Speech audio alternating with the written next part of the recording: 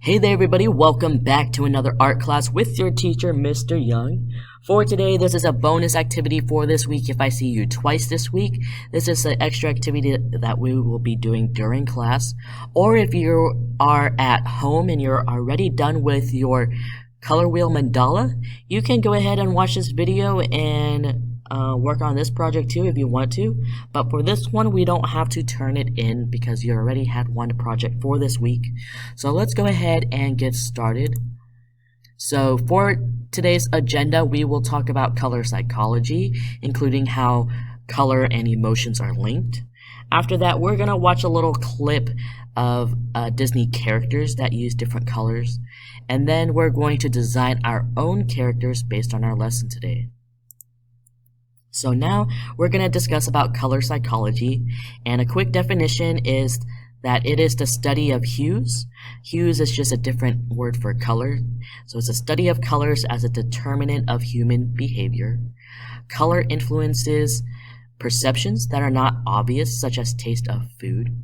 So in other words, color really affects human behavior, including how we act, what we do, what we like or don't like, what we buy or don't buy. So color plays a large role in our lives, and we'll explore a little bit more about that in this next slide. So again, color and emotions are really closely linked. They're connected together. And the way different colors can affect emotions depends largely on a color's brightness, shade, tint, or tone, and whether it's cool or warm toned. So just like we learned last week of the different, or earlier this week, of the different shades, tints, tones, and the color temperatures, whether it's a cool color or a warm color, all of that plays a role in how we have emotions attached to it. So for example, if we see a really bright red color, that's a really bright and warm toned color. That's really shocking to our eyes, so we might see it as a very strong or powerful color, whereas if we see a tint of red, so we'll see pink, because if you add white to red, it makes pink, so that's a tinted red color. And that's also on a warmer side, but because it's tinted and it looks pink to us, it's a lot softer to the eyes, and we see it more as maybe love or nurture or softness. So that's some other associations for color or emotions that we see on color. In this other part, we also can see that color can affect our moods, feelings, behaviors, and actions, including how we perform on tests, what we buy, and how we respond while watching movies. So color plays a large role in our lives if I haven't stated that enough. So for example, on our tests, if there's been studies done, if someone sees red for a large period of time before they take a test, they actually do worse on a test than if someone didn't see the color red.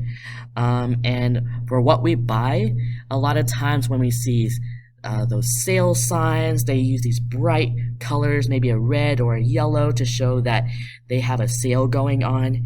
And so we are immediately drawn to those bright colors. And how we respond to watching movies largely depend on the types of color schemes that they use within the movie. So some characters might be portrayed in a red to show that they're the hero, or sometimes a darker red might symbolize that that person is evil. In another example, maybe the color scheme of the whole movie is really dark and gloomy, and it might be one of those sad, dramatic movies. If you're watching it, it draws those sad and intense emotions because the whole color scheme of the movie is dark, like black or dark blue. So now that we have that, we're going to explore how color and our associations with different emotions with the color largely depend on the culture we are from. So our perception of color and our associations with each color is subjective, and it varies from culture to culture. So how we see the color red in the US is different from how other countries people might see red. So for example, in the US, red is seen as kind of patriotic, is a very powerful and strong color. It can also be seen as a love color, like on Valentine's Day there's a lot of red, or it might be seen as an angry color a lot of the times, or a dangerous color, like on stop signs you'll see red, or the stoplight.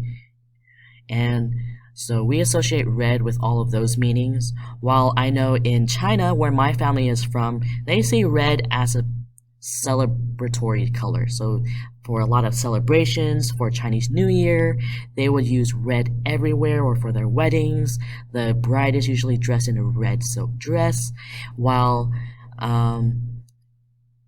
in maybe the Middle Eastern countries, they see red as evil. So there's a lot of different associations with color depending on where you're from. And so now that we understand that, let's go on to the next part here where we will explore each color. So yellow here could mean a number of things, including happiness, warmth, energy, cheerfulness, excitement, and it could also mean unstable, or something that's very overstimulating because it's so bright and it's very unpleasant to see if there's so much yellow all at once. Another color we'll explore is orange, and orange could also mean energetic, courage, friendliness, heat, or caution. So for example, we might see some paintings here where they use this bright orange color to draw the attention of the viewers in, and so it could be seen as extravagant here, or it'll be seen as very vibrant and energetic here. So our next slide here, we'll see red and purple. Red again could be seen as anger, passion, love, power, or danger. And we can see some examples from paintings here where this could be seen as some kind of fiery passion or intensity, while this red color is seen as more emotional, more loving. And for our purple is seen as royalty, wealth, spirituality, mystery, or moody. And in the paintings here, it could also be seen as creativity or relaxation, depending again on its tone or tint. So this is a tint of purple, so it's a light purple, and it's more soft and soothing to the eye, so this is more relaxing. Whereas maybe a darker purple you'll see in characters using darker purple might symbolize a king or queen, so royalty. Next, our color is blue, and blue often symbolizes sadness or something cold. It could also symbolize safety, peace, loyalty, and intelligence. In these examples over here, we see blue can be seen as soft, calming, and serene, but it can also be seen here in Picasso's painting when it's used in a dark colors. It shows feelings of sadness. Our next color, green, shows the feelings of calmness, healing, something to do with the environment, and also money and jealousy, because green's the color of money. So we can see here in this landscape picture, it's really serene and calming, relaxing, because green is often associated with these leaves, with the green of the grass, and so on. And then we also see green that is symbolizing prosperity or someone's wealth, because it's the color of money. So we see a picture of this person over here who's probably a noble person and a really rich, wealthy person back in the day where they had enough money to paint a portrait of them. Now we're going to look into the color black. Black often symbolizes power, sophistication, seriousness. It's also a classic and bold color, but it could also mean something that's mysterious or you're mourning. So here we have an example of black being used as power and representing dominance or authority, while in this painting, black symbolizes mystery because you can't really see, and there's some kind of unknown things going on in the background because it's all dark and mysterious, while white is often seen as pure, simple, clean, light, but it could also symbolize grief. So here's a couple examples of the paintings over here. And now that we explore these different colors and its associations with different feelings and emotions, let's see how Disney used color to communicate each of their characters using color. This is Walt Disney, and he created films that inspired millions and millions of people. And he chose colors carefully on each character to create a feeling. Got a feeling about this one. Today, I will be explaining you how Walt Disney and Pixar Studios chose carefully the colors from their characters from the very first movie, so from Snow White all the way to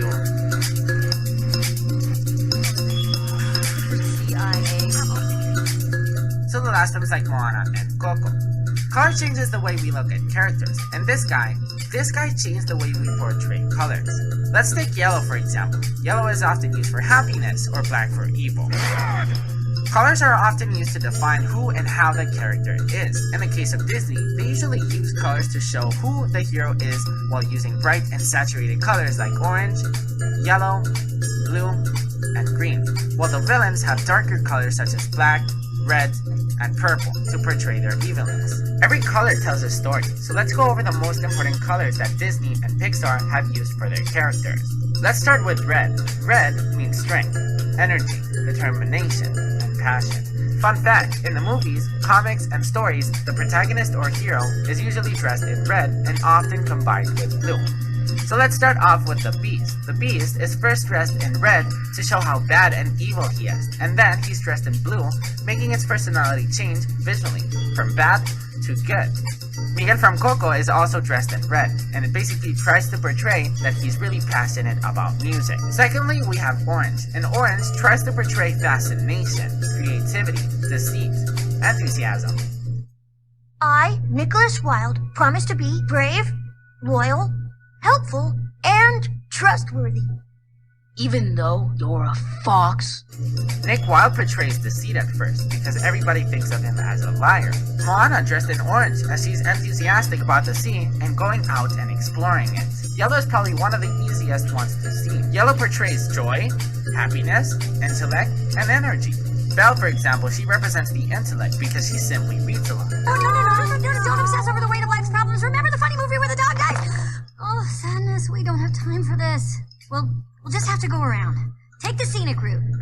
Wait, Joy, you could get lost in there. Think positive. Okay. Joy, I mean, what to say about her? She's simply joy, happiness itself.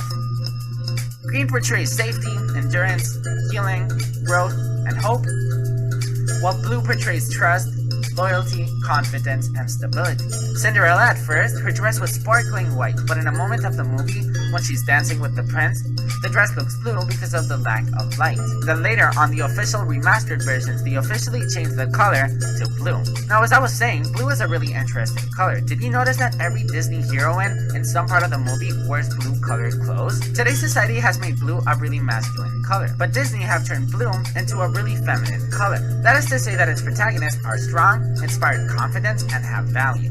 And yes, those topics can also attribute to men. In short, Disney launches a message of empowerment, wearing blue to its heroines. Purple stands for power, nobility, luxury, and ambition. Let's take Aurora for example. Wait, hold on. Wait, what are you doing here again? There's something that Mr. Walt Disney was not thinking. Or maybe it's just their fault. Anyways, let's continue. White portrays light, goodness, innocence, purity. That's why Ernesto de la Cruz is dressed in white at the beginning of the movie, but then at the end, he's clearly not. And yes, this is a spoiler. Everybody uses colors in cinema, but Disney and Pixar are the ones that truly use it. The most important thing about them is that they aren't just selling entertainment, but they're also selling emotions as well. That's why color is so important. It's not just visually attractive, but it's also part of a story and the development of a character. Alright, now that we explored that, we're going to continue on and create our own characters.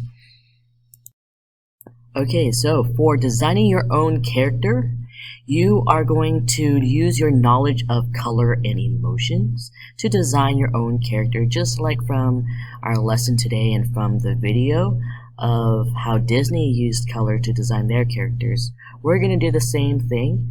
And so, some things to think about when you're brainstorming some ideas for your character.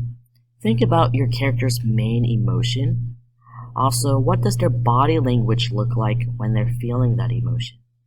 And what is the main color scheme you will use that will depict that emotion clearly? So just like this example over here, this is one of the basic concept designs of the character Anger from Inside Out. And so they just used like a basic square shape, added some arms to it, added this angry face and some fumes coming out of his head. So you can think of an emotion that you want to portray in your character, and then you can design it. It could be as simple as this with using a basic shape. And then you're going to color in one main color, or if you want to use a few colors, like this one has some yellow and orange just for the fire, you could do that, as long as it makes sense for your emotion. Now you're going to grab some supplies to create your project with. So you will need a piece of paper, a pencil to sketch with, and something to color with. I also grabbed something black, like a black marker, or you can grab a black pen to outline with, but that's optional. Before I show you how to create your own character, here are some inspiration that you can use. So here, to make your own character, it asks you to draw a shape. It can be any shape. It can be pretty basic, or it can be a weird shape. Then you'll have to add some eyes, some mouths, and arms and legs, and then you'll have a character. So we have some eyes examples over here if you like any of these. Or if you like the facial expressions over here, you can see these eyes where it's these big oval shapes with a little black pupil on the inside. Sometimes if the eyes are scrunched up, you might have a line going across the bottom or the top of the eye, like these examples over here. And after that, you'll have to design your mouth to match your emotion. So you might have a big smile like this, or here's more examples on the left side again. And you might have just like a smile with the teeth, or you might have your smile open wide like you're laughing. Other examples include maybe a frown. You might have an angry mouth, or if you're feeling silly, you might have like a tongue sticking out. So depending on your feeling, make sure your eyes and your mouth matches that. So your facial expressions usually tell how you are feeling. And then you'll add some arms and legs. It can be as simple as these examples over here. And I'll show you how I created my characters in this next part. Alright, so here I just grabbed a paper and pencil and I'm sketching out some characters. You just need to do one, but if you want to do a few, you can. I'm just showing you 3 examples. So the first character, I did this circle shape. The second character, I did a square shape, and then I did some wobbly lines to create the third shape of the third character. Then I'm going to label each of the characters. So I'm going to label this one as the happy character, so I'm going to write I am happy above it. Next, I have the square, which I'm going to say I am angry. And last, my last character is going to be sad, so I am sad for the last character. After that, I'm going to put in the details of the happy character. So when I think of happy, I think of a sunshine. So I'm going to put here on top of the head of this character some little dashes like rays of sunshine.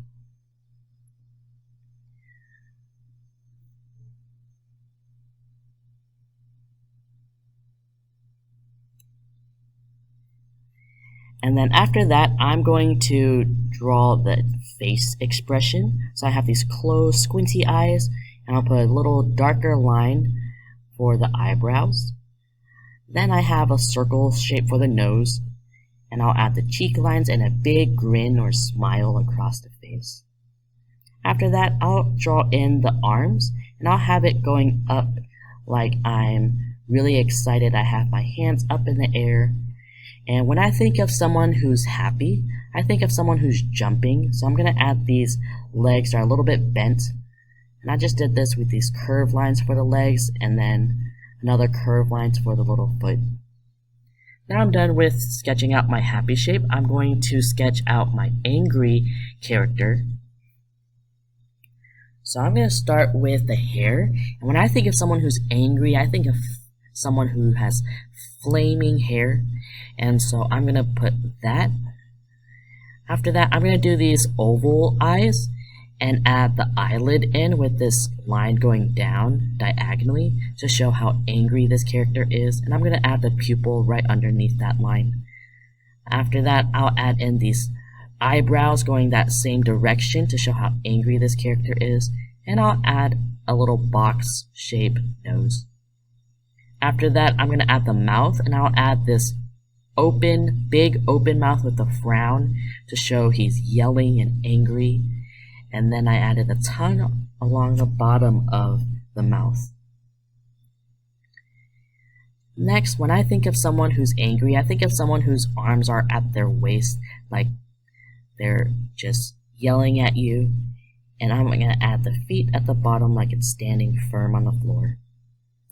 Next, I'm going to design my sad character with this wobbly shape.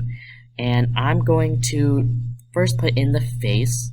So I'm going to put in the eyes using the circle shapes again.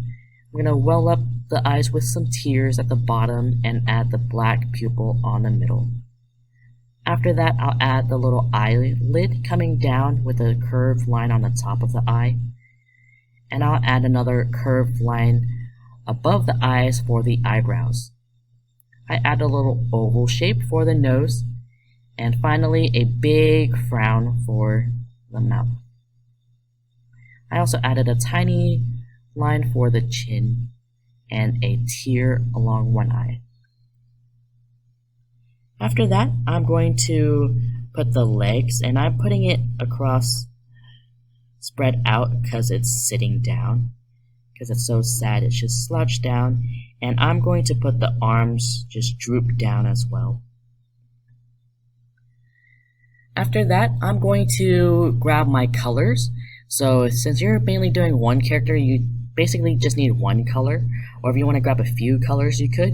And I'm going to color this first one in happy with this color yellow, because when I think of someone who's happy, I think of the sun and someone who's really bright and shining. So I'm coloring this character in with the yellow.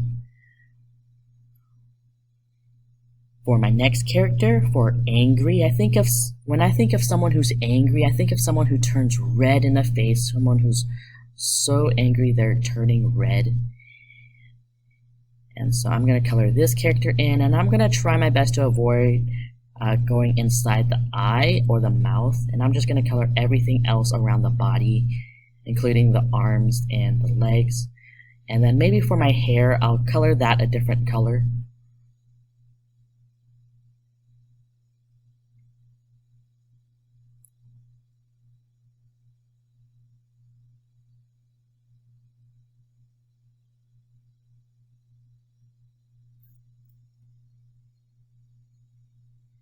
For the hair, I'm going to grab this orange color, like flames, like what I was thinking about, fire.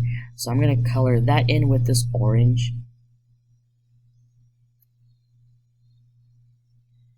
And I also went ahead and colored in the tongue with that same orange color. Last but not least, I have my sad character. And I'm going to color that in with blue, because when I think of someone who's sad, I think of the phrase, I'm feeling blue today. So I'm going to grab blue, and also with this darker blue color, it kind of symbolizes how dark and gloomy this character feels. And I'm going to color in the eyes. It's okay to color in the eyelid, the part above the eye. But I'm going to color in all of the body next with this blue color.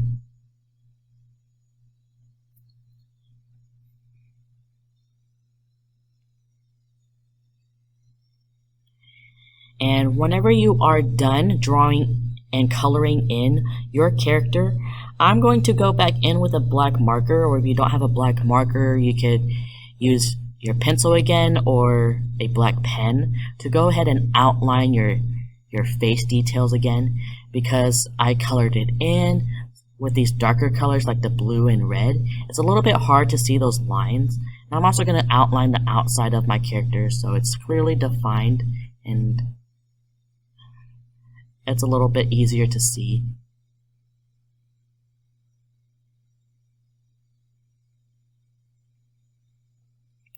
And here inside the mouth, I'm also going to go ahead and fill that in with this black color.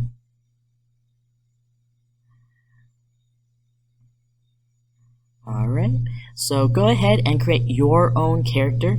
You can create any character you want. You can use any shape, any color, and any emotion. Make sure your color and emotion are closely linked together. There should be a reason why you chose that color for your character.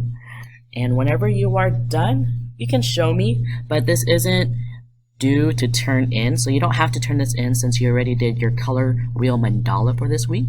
I hope you had fun with this lesson, and I hope to see everyone next week.